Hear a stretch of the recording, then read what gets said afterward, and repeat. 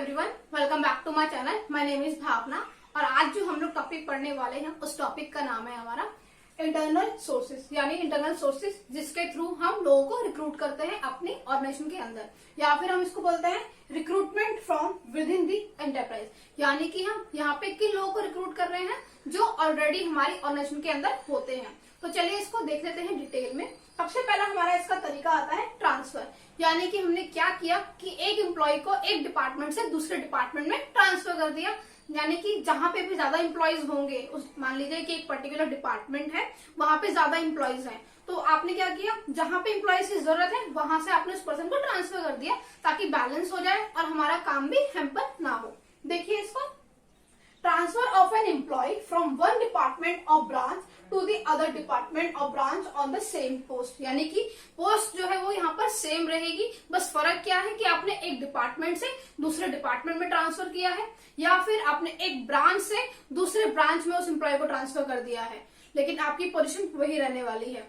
एक तो ये तरीका हो गया। अब ऐसा कहाँ पे किया जाता है भाई, जहां पे आपको एक जगह पे एम्प्लॉय ज्यादा है और दूसरी जगह पे आपको एम्प्लॉयज की जरूरत है, इसी केस में आप करेंगे। देखिए, this procedure is usually followed when some employees are surplus in one department and there is shortage of similar type of employees in another department। यानी कि एक ही पर्टिकुलर कैटेगरी है, एक ही टाइप के एम्प्लॉय है, जहाँ पे एक डिपार्टमेंट में तो वो ज्यादा है और दूसरे डिपार्टमेंट में कम है। तो बैलेंस आउट करने के लिए हमने क्या किया, जहाँ पे ज्यादा एम्प्लॉयज थे, सरप्लस एम्प्लॉयज थे, वहां से ले लिया हमने एम्प्लॉयज को और वहां पे डाल दिए जहाँ पे शॉर्टेज थी उनकी। इससे हमारा काम भी बैलेंस हो जाएगा और हमें जहाँ पे डिपार्टमेंट में ज्यादा एम्प्लॉय है उसको फायर करने की भी जरूरत नहीं पड़ेगी और दूसरे वाले को हायर करने की जरूरत भी नहीं पड़ेगी। आपका आराम से बैलेंस हो जाएगा और आपको ज्यादा वेट भी नहीं करना पड़ेगा, फंड्स भी आपके वेस्ट नहीं होंगे। तो इस केस में हम लोग ट्रांसफर को यूज करते हैं। ध्यान में रखिएगा कि सेम पोजीशन होती है और आपने एक डिपार्टमेंट से दूसरे डिपार्टमेंट में या एक ब्रांच से दूसरे ब्रांच में पर्सन को ट्रांसफर किया है। इसके बाद हमारा जो नेक्स्ट तरीका है वो है प्रमोशन का, कि आप प्रमोट भी कर सकते हो। अगर आपका एम्प्लॉय है, मान लीजिए बहुत अच्छे से काम कर रहा है, तो आपने क्या किया, उसको एज ए इंसेंटिव प्रमोट कर दिया। और प्रमोशन से क्या होता है, आपका स्टेटस बढ़ जाता है, आपकी सैलरी भी बढ़ जाती है, साथ ही साथ आपकी रिस्पॉन्सिबिलिटीज भी बढ़ जाती है, जिस हिसाब से आपकी पोस्ट बढ़ती जाती है।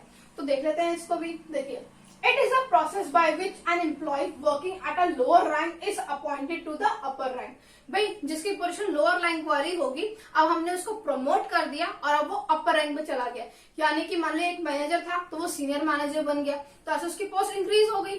तो इसलिए हम कहते हैं इसको प्रमोशन। अब इसके अंदर आगे क्या चीजें हैं, देखिए, where his responsibility increases his status and salary also enhanced। यानी कि यहाँ पे उसकी रिस्पॉन्सिबिलिटी बढ़ेगी। भाई जब आपकी पोस्ट बढ़ गई तो ऑब्वियस सी बात है आपका काम भी बढ़ेगा, आपकी रिस्पॉन्सिबिलिटीज भी बढ़ जाएंगी। अगर आपका काम बढ़ गया, आपकी रिस्पॉन्सिबिलिटी बढ़ गई, तो आपको सैलरी भी बढ़ेगी और आपका स्टेटस भी ऑटोमेटिकली बढ़ ही जाएगा।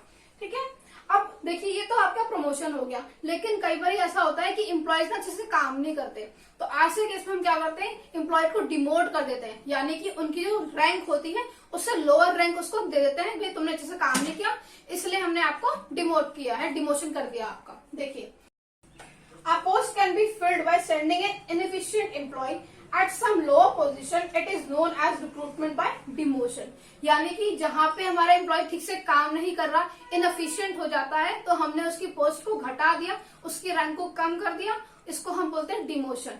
तो प्रमोशन में आपका सिर्फ प्रमोशन ही नहीं, डिमोशन भी आएगा। अगर आप अच्छे से काम करते हो तो आपको प्रमोट कर दिया जाएगा, लेकिन अगर आपने अच्छे से काम नहीं किया तो आपको डिमोट भी कर सकते हैं। तो आपको उस हिसाब से अच्छे से काम करना होगा। तो ये हमारा होता है प्रमोशन। इसके बाद जो लास्ट आता है हमारा, इसमें आता है ले ऑफ। ले ऑफ का मतलब कई बार जो हमारा एम्प्लॉयर होता है उसके पास ज्यादा काम नहीं होता है, तो वो क्या करता है, अपने कुछ एम्प्लॉयज को बोलता है कि अभी हमारे पास काम नहीं है, तो जब काम होगा तब आप आ जाइएगा, अभी के लिए आप चले जाओ। तो जब भी हमारी ऑर्गेनाइजेशन के अंदर काम आता है तो हम उन एम्प्लॉयज को वापस बुला लेते हैं अपने यहाँ पे काम करने के लिए। तो इसका मतलब होता है ले ऑफ वाले एम्प्लॉयज। देखिए, temporary separation of the employee from an employer on the initiative of the letter.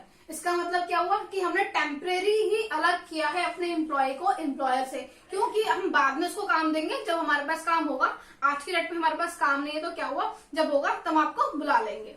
देखिए, रीजन क्या होता है, लैक ऑफ वर्क। भाई हमारे पास काम नहीं था इसीलिए तो हमें एम्प्लॉयज को हटाना पड़ा, लेकिन जब भी हमारे पास काम आएगा हम उनको वापस बुला लेंगे। इसके बाद preference will be given to that employee as and when the work will be available. तो प्रेफरेंस यहाँ पे किसको मिलती है? उन्हीं एम्प्लॉयज को जो कि ले ऑफ वाले हैं, क्योंकि उन्हें ऑर्गेनाइजेशन के बारे में पहले से ही पता हुआ होता है, तो हम पहले उनको ही बुलाते हैं। और हमने उनसे पहले ही कह रखा था कि अभी हमारे पास काम नहीं है, जैसे ही हमारे पास काम आ जाएगा हम आपको बुला लेंगे। तो इसीलिए प्रेफरेंस यहाँ पे ले ऑफ वाले वर्कर्स को ही दी जाती है या एम्प्लॉयज को दी जाती है।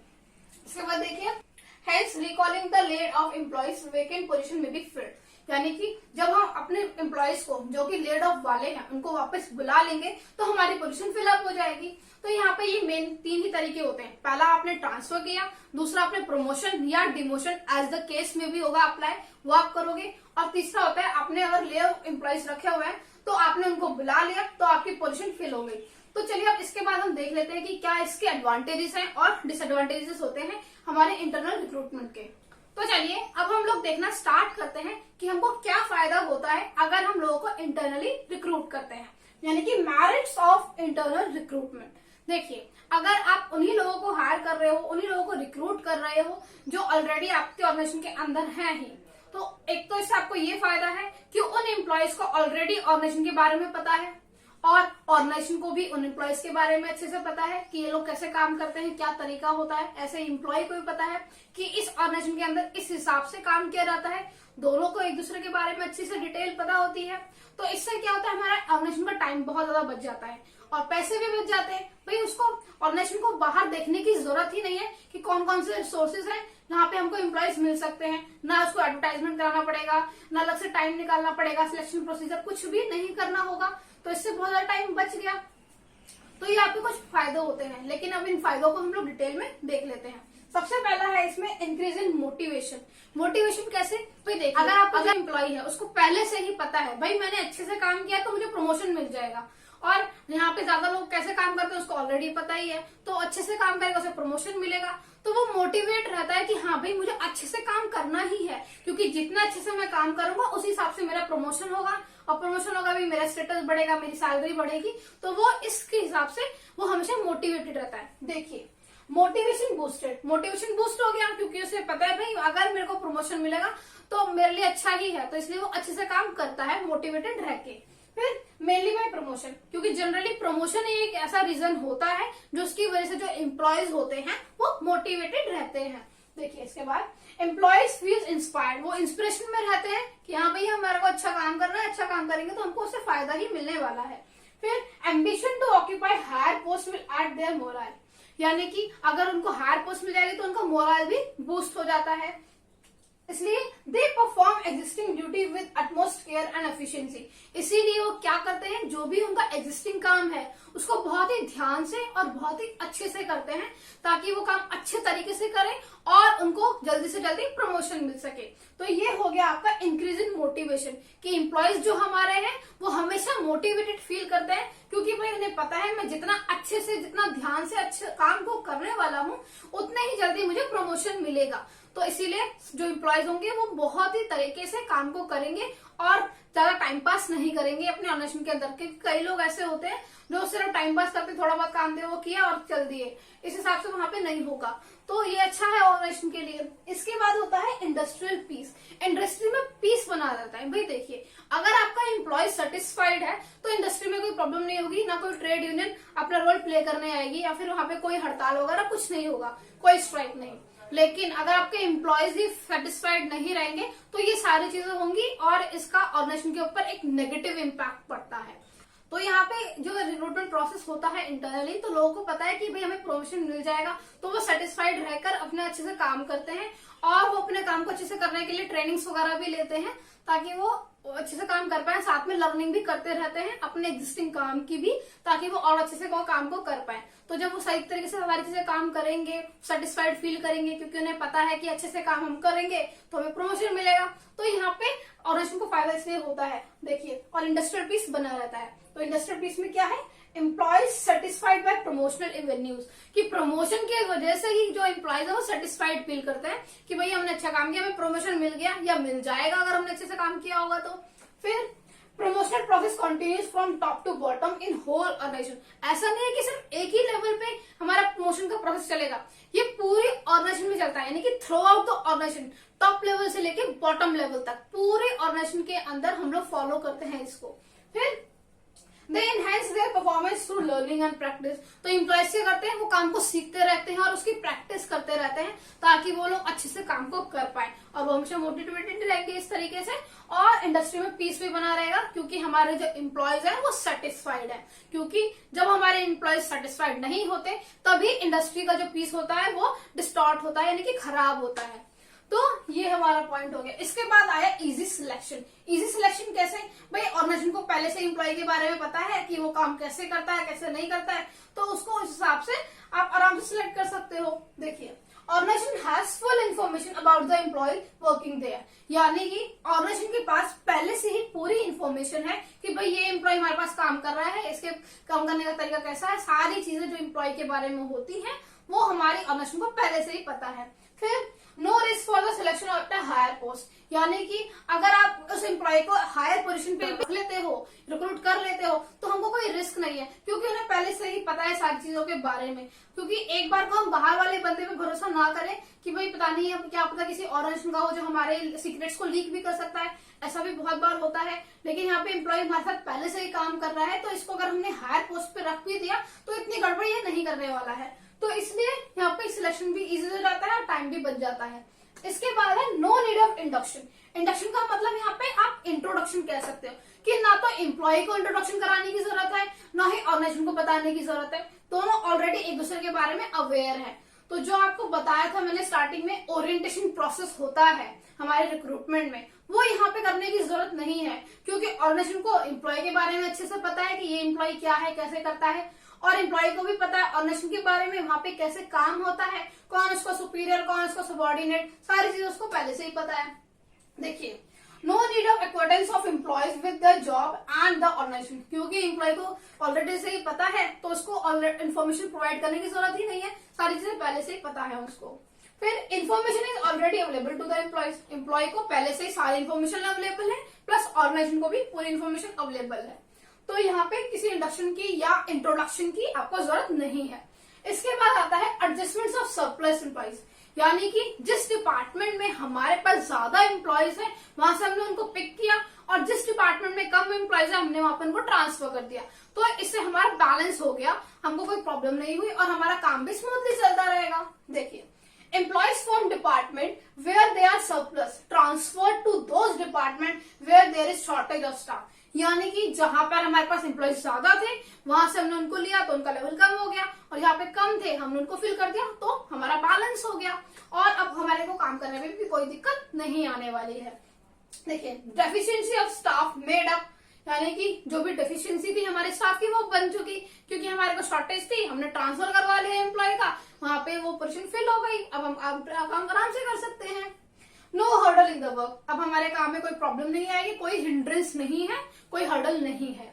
तो ये हमारा हो गया एडजस्टमेंट ऑफ सरप्लस एम्प्लॉयज। इसके बाद जो लास्ट है वो है हमारा इकोनॉमिकल सोर्स। इकोनॉमिकल सोर्स कैसे, भाई यहाँ पे आपको एडवर्टाइजमेंट देनी ही नहीं है क्योंकि हमारे यहाँ पे वैकेंसी है और लोगों से आपको मंगाना नहीं, एडवर्टाइजमेंट का आपका खर्चा बच गया। इसके बाद सिलेक्शन प्रोसीजर का जो टाइम होता है वो भी आपका बच गया। फिर आपको ट्रेनिंग वगैरह भी नहीं देनी, ज्यादा ट्रेनिंग नहीं देनी होती क्योंकि एम्प्लॉय ऑलरेडी अवेयर होता है सारी चीजों के बारे में, काम करने के तौर तरीकों के बारे में, सब चीजें उसे पहले से ही पता होती है। देखिए, no need to spend any amount on search for sources of recruitment, यानी कि यहाँ पे आपको पैसे कोई भी खर्च करने की जरूरत नहीं है। किसके ऊपर, सोर्सेज ऑफ रिक्रूटमेंट के ऊपर, क्योंकि आपको ऑलरेडी पता है कैसे आपको रिक्रूट करना है, बाहर आपको पैसे देने की जरूरत नहीं है।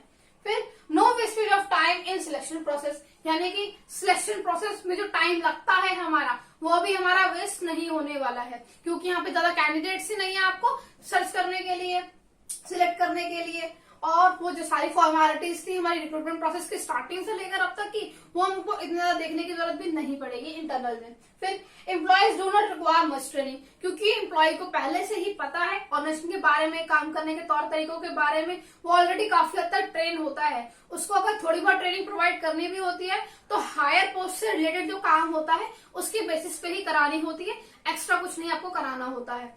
तो आई होप आपको ये चीजें समझ में आई होंगी। इसके बाद हम लोग देख लेते हैं कि क्या डिसएडवांटेजेस होते हैं हमारे इंटरनल रिक्रूटमेंट के। भाई हर चीज का एडवांटेज है तो कुछ ना कुछ डिसएडवांटेज भी तो होगा, तो उसको भी हम लोग कवर अप कर लेते हैं। अब हम लोग देखते हैं कि क्या होते हैं डिमेरिट्स ऑफ इंटरनल रिक्रूटमेंट या लिमिटेशंस ऑफ इंटरनल रिक्रूटमेंट, कि लोगों को अगर इंटरनली हायर किया जाए तो उसके क्या हमको नुकसान हो सकते हैं, हमको मतलब ऑर्गेनाइजेशन को। सबसे पहला आया stops the entry of young blood, यानी कि इसमें क्या हो रहा है कि भाई जो लोग यंग है, नए लोग हैं, जिनके पास अच्छी टेक्नोलॉजी को यूज करना भी आ रहा है, वो लोग क्या होगा, उनको एंट्री ही नहीं मिल रही कंपनी के अंदर, क्योंकि कंपनी में सिर्फ उन्हीं लोगों को हायर किया जा रहा है जो ऑलरेडी वहीं पे है, उनको प्रमोशन देके काम करवाया जा रहा है। तो नए लोगों को तो यहाँ पे कोई मौका ही नहीं मिल रहा। तो इससे क्या हो रहा है कि सारी चीजें आउटडेटेड तरीके से ही चल रही है। भाई जो पुराने लोग हैं उनको कंप्यूटर चलाना अच्छे से भी नहीं आता, लेकिन जो नए लोग हैं वो लैपटॉप भी अच्छे से चला लेते हैं, टेक्नोलॉजी को बहुत अच्छे तरीके से यूज भी कर लेते हैं। तो ये एक यहाँ पे ड्रॉबैक आता है। देखिए, young and technically sound people do not get a chance to enter the company, यानी कि जो नए लोग हैं और जो टेक्निकली साउंड है, यानी कि जिन्हें टेक्नोलॉजी की टेक्निक्स की अच्छे तरीके से मालूम है, चीजें पता है, उनको चांस ही नहीं मिल रहा कि वो ऑर्गेनाइजेशन के अंदर आ जाए। फिर old people run the organisation with their outdated ideas and no new idea can develop. तो जो पुराने लोग होते हैं वो अपने पुराने आउटडेटेड आइडियाज के थ्रू ही काम कर रहे हैं पूरे ऑर्गेनाइजेशन के अंदर, और कोई भी नया आइडिया यहाँ पे नहीं आ रहा है। तो ये एक ड्रॉबैक होता है इसका। इसके बाद दूसरा क्या है, एम्प्लॉयज बिकम लेथार्जिक। लेथार्जिक मतलब कि वो आलसी हो जाते हैं, क्योंकि यहाँ पे कोई सेंस ऑफ कॉम्पिटिशन खास रहता नहीं है। देखिए, it creates a definite feeling of promotion among the employees. Employees को पता है कि भाई उनमें से ही कोई ना कोई प्रमोट होने वाला है, तो उन्हें पता है कि भाई मैं ज्यादा अच्छे से काम करूं नहीं करूं, कोई ना कोई तो हमारे में से हो ही जाएगा। तो उनके वो क्या होते हैं, आलसी हो जाते हैं, वो अच्छे से काम को करते नहीं है। दे फील लेथार्जिक, वो आलसी हो जाते हैं।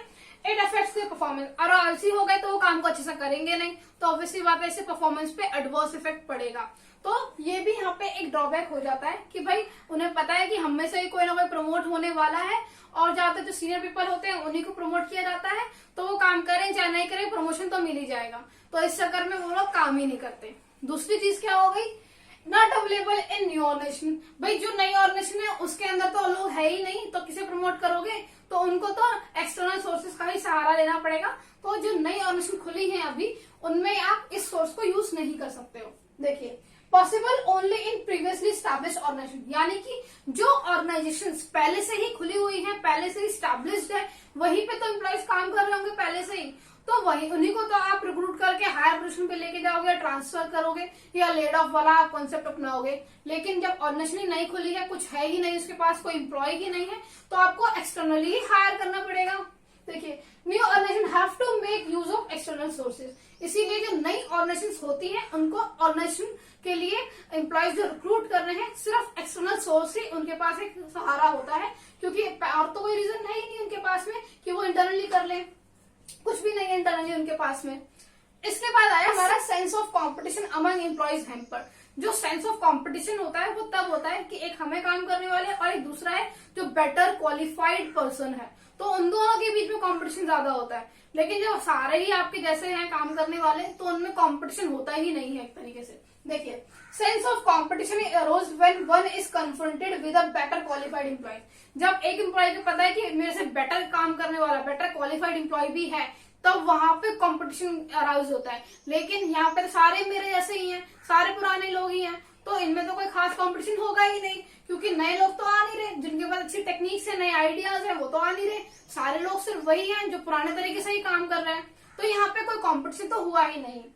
देखिए, this system of recruitment hinders the entry of better qualified employee, क्योंकि ये जो सिस्टम है इंटरनल रिक्रूटमेंट सिस्टम, इसमें क्या होता है कि आपने बाहर के लोगों को आने ही नहीं देना है अपनी ऑर्गेनाइजेशन के अंदर, तो इससे क्या हुआ, जो बेटर क्वालिफाइड एम्प्लॉयज हैं वो आ ही नहीं रहे, तो यहाँ पे कोई कंपटीशन हुआ ही नहीं, और जब कंपटीशन ही नहीं हुआ तो लोग क्या करेंगे, अच्छे से काम भी नहीं करेंगे। तो ये भी एक ड्रॉबैक आता है। इसके बाद लास्ट ड्रॉबैक क्या है, देखिए, frequent transfer hits productivity negatively, यानी कि अगर आप किसी एम्प्लॉय को बार बार ट्रांसफर देते रहते हो तो वो कोई भी काम अच्छे से नहीं कर पाएगा। आप अपने आप को लेके देखिए कि आप कुछ काम कर रहे थे, फिर आपको कोई दूसरा काम जगह दे दिया गया, फिर दूसरा, फिर चौथा, पांचवा, ऐसे करके आपको अलग अलग काम दे दिए गए, तो आप कोई भी काम अच्छे से नहीं कर पाओगे और आपकी जो प्रोडक्टिविटी होगी वो भी डिक्रीज हो जाएगी। तो इसी वजह से अगर आपने एम्प्लॉय को भी ऐसा ही किया, बार बार उसको ट्रांसफर देते रहे, तो वो भी अच्छे से काम नहीं कर पाएगा, उसकी जो प्रोडक्टिविटी होगी वो नेगेटिव वे में चली जाएगी।